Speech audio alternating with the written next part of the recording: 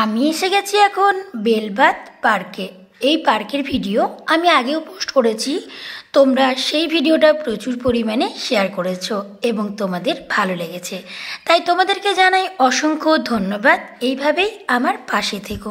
এই পার্কটা নতুন তৈরি হয়েছে, বেলবাদে আগে কোনো রকম পার্ক কিন্তু ছিল না। এই প্রথমবার একটা খুব সুন্দর পার্ক এখানে তৈরি হয়েছে। এই পার্কটা অবস্থিত বেলবাদ সাইডিংয়ে।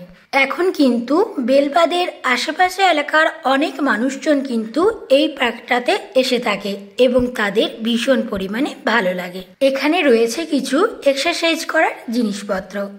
তোমরা দুর্গাপুজোর আগে এখানে এসে এক্সারসাইজ করে নিজেদেরকে ফিট করে নিতে পারবে। তোমরা কি এই পার্কে এসেছো আগে কখনো? কমেন্টে কিন্তু অবশ্যই জানিও। আর যদি না এসে থাকো তাহলে একবার অবশ্যই ঘুরে যেও।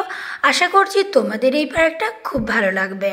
আমাদের এই বেলবাদে আগে যখন প্রত্যেক বাড়িতে কুটুমজন আসতো তখন কিনা কোথাও বেড়াতে যাওয়ার একটা জায়গা থাকতো না, কিন্তু এখন দেখো প্রত্যেক বাড়িতে যখন কুটুমজনরা আসবে তখন তাদেরকে নিয়ে এই পার্কে ঘুরতে আসা হবে।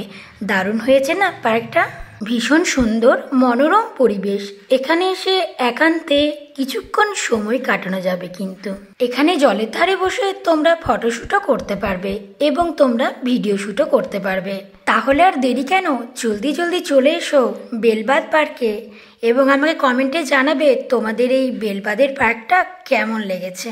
শুধু তাই নয়, এখানে রয়েছে একটা বিরাট ফাউন্টেন, যেটা কিনা রাত্রি হবার সাথে সাথে ঝর্ণার জল পড়বে ঝরে ঝরে, এবং লাইটের রয়েছে কিছু কারুকার্য যেটা কিনা তোমরা উপভোগ করতে পারবে ঠিক সন্ধ্যের বেলায়।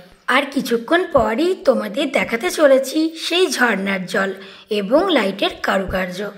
দেখো একবার ঝর্ণার জলটা কি সুন্দর পড়ছে এবং চারিদিকে রয়েছে লাইটের নানা রকমের কারুকার্য। আমার তো এখানে এসে ভীষণ ভালো লেগেছে।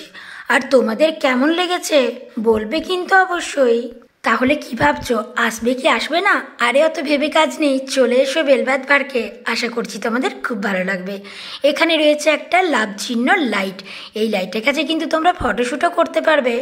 আচ্ছা, আমার ভিডিওটা কেমন লাগলো জানিও কিন্তু। ভিডিওটা ছিল জাস্ট এই পর্যন্ত, দেখা হবে পরের ভিডিওতে আবারও। Tata bye.